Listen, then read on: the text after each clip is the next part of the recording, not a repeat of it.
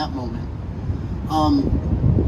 So I wanna just kind of run through the last 2 years of what Julian's gone through, and just what's been happening to him and in his case, because there's so much going on across this planet that trying to focus your efforts and attention on following the court case of one man thousands of miles away seems almost irrelevant when the world's burning the way that it is. April 11th, 2019, Julian Assange was taken out of the Ecuadorian embassy. This came about 12 hours after the International Monetary Fund released a loan of $4.2 billion to the nation of Ecuador on behalf of the US and the UK. Shortly thereafter, Lenin Moreno illegally removed Julian Assange's citizenship and political asylum. British police stormed the embassy in a military fashion and removed Julian out of it. As he was coming out, he was holding a book and screaming. That's not ever the image I expected to see. And I feel like a lot of people feel that exact same way. Fast forward a little bit to February of 2020, Julian had spent almost a year in jail before his first actual trial had started. Not the evidentiary hearing of his extradition, but simply a week-long, hey, this is what's about to happen hearing. Following that, in the end of March, Julian Assange was denied access to his lawyers for 6 months while in Belmarsh prison until September of 2020 when the evidentiary hearing against him started. 6 months without being able to speak with your attorney. 6 months without being able to talk to your loved ones. 6 months without being able to see your kids. Locked in a maximum security prison where the only means of communication with the outside is through a video monitor where you don't even know if the person that you're talking to is real. He has no private conversations with his attorneys at all. Every conversation he has is videotaped, filmed, done through a computer monitor where he looks at his attorney through the other side. We found out that leading up to the arrest in April 2019 that there was this company called UC Global, a global intelligence company, a private security firm as they name themselves, that was tasked with protecting the Ecuadorian government in the embassy in the UK. Sheldon Adelson, David Morales, they turned to the dark side, right? That's what David's emails say about UC Global. They started spying on Julian constantly, installing microphones as far as the women's bathroom. In a feat of pure dystopia, Julian Assange brought out a white noise machine to interrupt and allow him to have privileged legal conversations with his attorneys. In response, the CIA and UC Global installed laser microphones on the windows, so that way they could listen in, even in the event that Julian brought out his white noise machine. I don't know, well, I do know what world we're living in, but I am freaking ashamed that any government that takes money from me would install a laser microphone to get around a white noise machine that got around the microphones that were illegally installed in an embassy in the UK to spy on an Australian citizen that exposed the crimes of the American government. And I've spent the last 30 years of my life seeing absolutely no accountability. I've saw us get lied into wars. I've saw us hide war crimes. I saw collateral murder, and that was one of the first things at my age of 19 that shook me awake.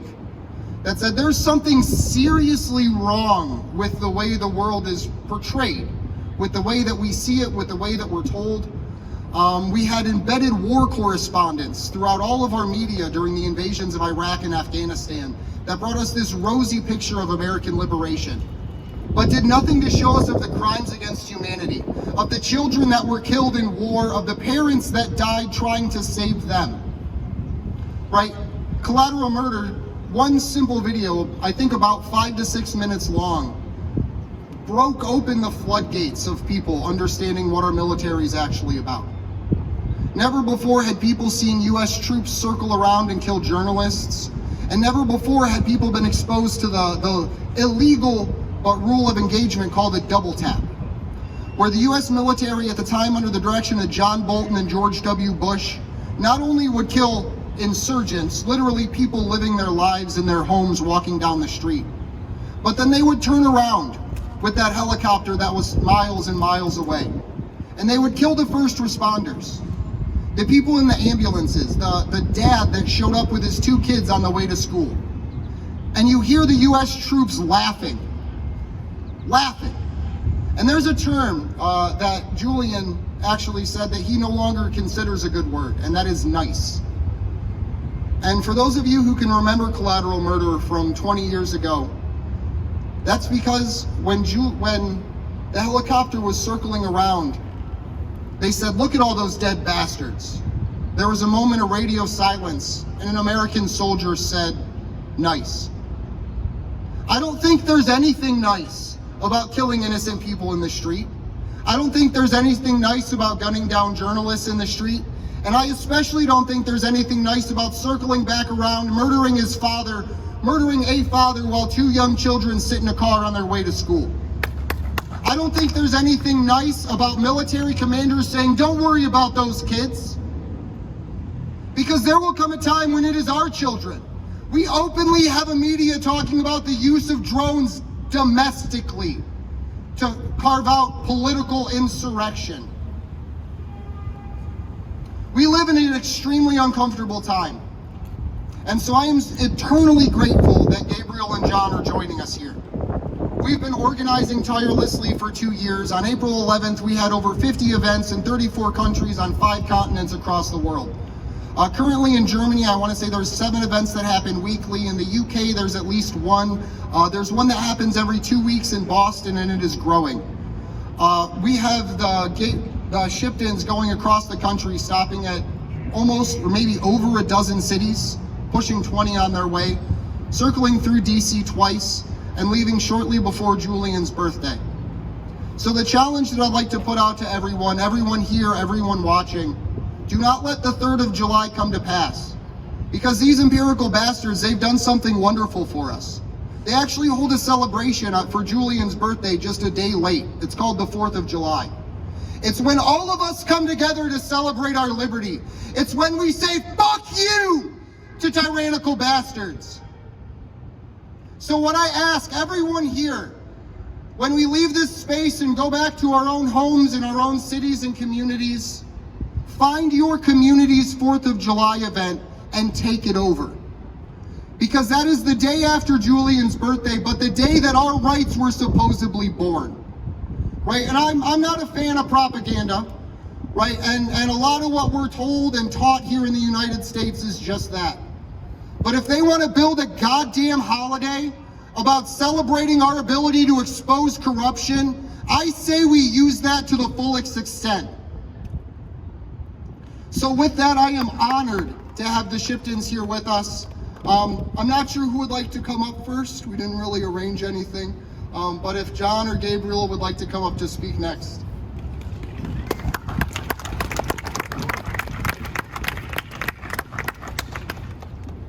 Hi everyone, thank you for having us here. Thank you for that. Very well done. Can't believe you remember all that stuff. It's like reliving it all is a bit painful. It was interesting about the white noise jammer. I think that was originally installed by the Ecuadorians because they knew they were being spied on as well, and Julian just used it in the embassy too. So John and I are traveling across the US. We're doing a total of I think 17 stops. We've done, this is our 4th, so 4th or 5th, so 12 more to go. We'll doing a bit of the Midwest now, then we'll head to the West Coast, and then we'll sort of finish up back in Washington DC, where we've just come from. It's been just incredible, the response that we've had, across the country. When we started out in Miami, and then Boston, and then New York events. Sort of they had to expand the tickets 3 times over to welcome more and more people that came. And then yesterday we had another sort of sold out event in DC. So it's really amazing just to see all the people coming out and everyone getting together again and sort of getting focused again and getting more people on board, more people talking together, And I think we're sort of seeing the momentum building from what we're doing already with more media and things like that. One interesting thing that's happening at the moment, I don't know if you've all seen this, but Merrick Garland is speaking to the New York Times and the Washington Post and CNN today, about the DOJ and how they've been using subpoenas against journalists to find out sources and things like that. So what we've been asking people to do is to get up in the comments of the New York Post and the New York Times and the Washington Post, and just let them know that you care about what's happening with Julian Assange and that the Espionage Act is being used against a publisher, and that they should be bringing that up with Merrick Garland as well. And what else is going to tell you? I can tell you, back at the beginning of January, Julian won his extradition case. That was around the 3rd of January, and then he won on health grounds. The judge there basically, found that extraditing to the US would basically be a sentence, a sentence to death. A few days later, the judge, in a sick move, refused his bail, so he was sent back to the maximum security prison at Belmarsh, which is where they have the baddest, most violent prisoners in the UK. And he was sent back there, and it's been just over 6 months now since the US government signalled that they would appeal the extradition rejection, and we still don't know whether the appeal will be held or when it will be held. So Julian has been sitting in the Belmarsh prison, which has been COVID lockdown. There's no visitors since October, so he hasn't been able to see his family, his lawyers, for over 6 months. And yeah, it's just heartbreaking to see your loved one just locked in a prison sort of indefinitely without any sort of any sort of sentence or time when they can be released. When I did go and visit him in October, it is you do get a real sense that the other family members visiting their loved ones. I don't know if anyone's ever had a relative in prison, but usually they have a release date and or a parole or when they get good behaviour or something like that. So they're always planning or looking forward to doing something, or having a welcome home party, or making what are we going to do for the future, or things like that. But with Julian, we can't actually do any of that. There is no real end in sight for Julian. This is sort of part of the punishment by process that has been levelled against Julian over the years. This is just a sort of continuation of the last coming up on 12 years now since he was under house arrest and then in the embassy for 7 years. But I think we're sort of still, I think coming here and seeing everyone coming out and the hospitality that we've received is just really given us a lot of hope. And I think we saw Reality Winner released today on good behaviour, which is another really good signal. Something that we can look to as a signal. That there might be hope for Julian. With this new DOJ. Something else I want to talk about, and that I think is, particularly with the State Department under the Biden administration trying to re-engage with the world, is Julian has become, whenever authoritarian states around the world are confronted, by this new administration, by the State Department, over human rights or press freedoms, the standard response is now becoming, what about Julian Assange? So we've seen that, with Aliyev, the Azerbaijani authoritarian leader who has a horrendous record of jailing and torturing journalists in his country. He's actually a US sort of ally in the war on terror as well. he was asked by a BBC journalist, about his record on press freedoms, and he turned around and said, how can you lecture me on press freedoms when you've got Julian Assange locked in a prison in your country? We also saw the UK ambassador, the Russian ambassador to the UK, when he was asked about Navalny, what's your country? Why has your country got Navalny in prison? He turned around and said, Navalny, we've actually charged him and he's sentenced, but you're holding Julian Assange with no sentence on remand, so you can't lecture us about what we're doing. And there's one more as well. The Chinese Foreign Affairs spokesperson, the State Department loves to talk about Chinese human rights and Chinese press freedom, which is, I don't want to comment on it, but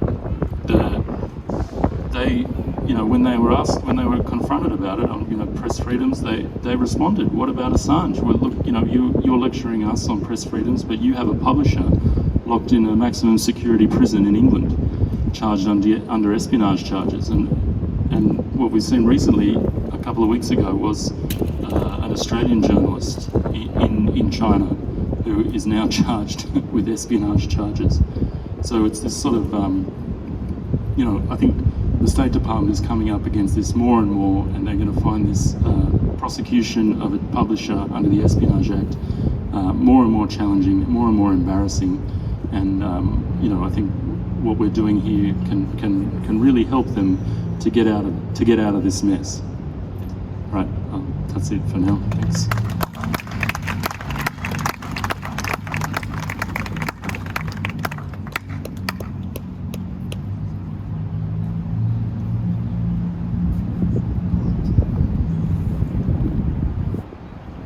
Hello everybody, there's on this wandering the world, trying to bring about Julian's, well, not going to say try, bringing about Julian's release from jail. There's a couple of familiar faces here. There's Taylor Hudak. Every day for 3 weeks I bumped into Taylor outside the court in the Old Bailey in London. What to do and what to say. There's only one road to freedom, and that's knowledge. That's the only road to freedom.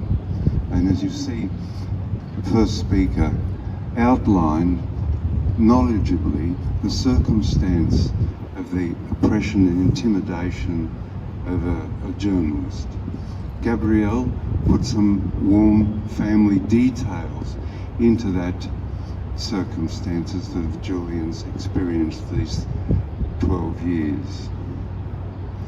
That knowledge, the warmth and emotion with detail, and the intellectual content of the first speaker brings freedom. You can see and feel within yourself that freedom arrives immediately. You know the circumstances.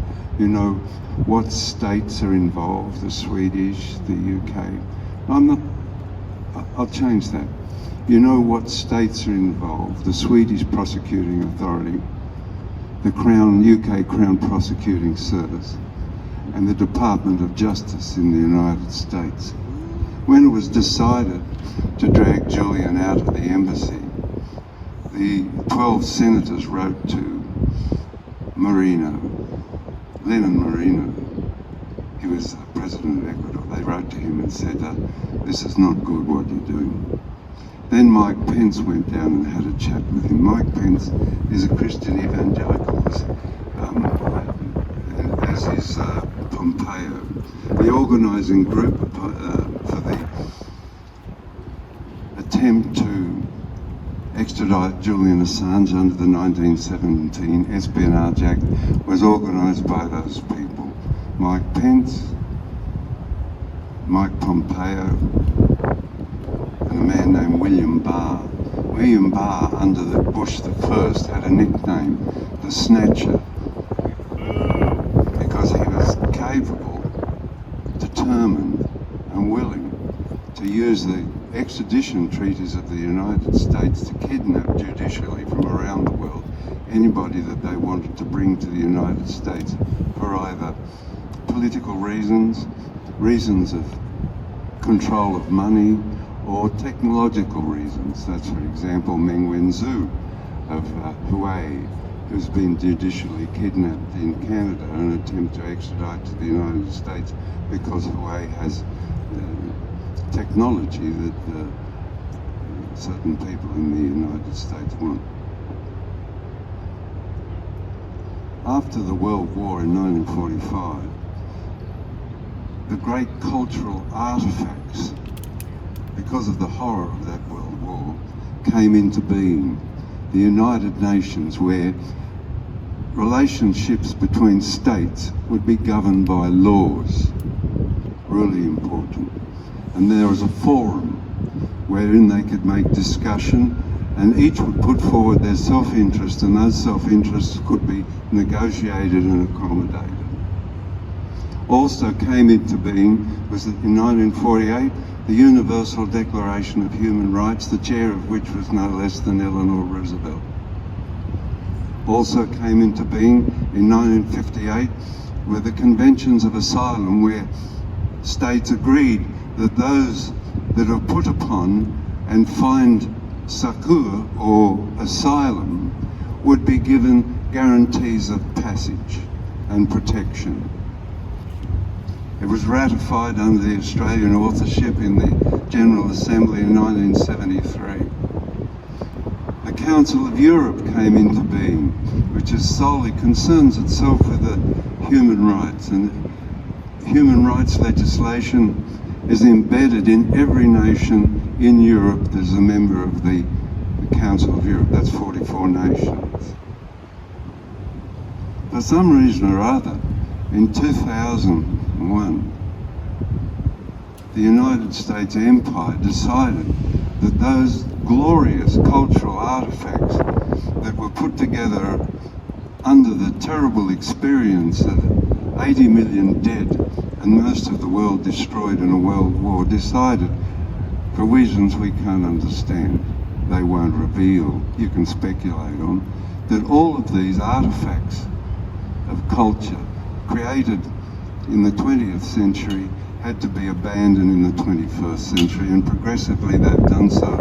But the United Nations, ruled by laws which allows nations to put their self-interest forward and negotiate a solution, they brought out something like, which is called rules-based. You might remember Mad magazine from the 60s that had a comic strip in it monthly. I rule okay, you rule okay, no rules okay. It's sort of comic, sort of infantile. And so it goes. The great symbol, the icon of that tragedy of abandoning these golden means, these wonderful artifacts of culture. The icon of that is the treatment of Julian Assange. Not one of the conventions of asylum was obeyed by the United Kingdom in the arbitrary detention of Julian Assange. Not one. And they're signatories. In fact, more than signatories, they're part of the authorship of the Conventions on Asylum. Not one. Procedural irregularities in Julian Assange's case are like a Niagara. They're just continuous. It's just a display of malice towards somebody who took seriously the great artifact of the United States' beginning, the First Amendment. He took it seriously and brought to us the knowledge of how to understand, how to measure, and how to ask our governments what they're doing in our name, and not only that, how to intelligently participate in the creation of policies that suit us and make getting on with our neighbouring states easier and fruitful. Anyway, I've sort of come to the end now, but it's really important to keep in mind that ordinary things like the United Nations and the First Amendment, the Bill of Rights, the Universal Declaration of Human Rights, the Council of Europe, they're gold, and hanging on to them to ensure that states hang on to those means is iconographically, when Julian's free, gives us an opportunity to understand that it's our strength that brought about Julian's freedom, and similarly it'll be our strength that insists that those wonderful artifacts of the 20th century continue, modified of course in the times, but continued on into the 21st century. I thank you from the bottom of my heart for your reception, and we crack on.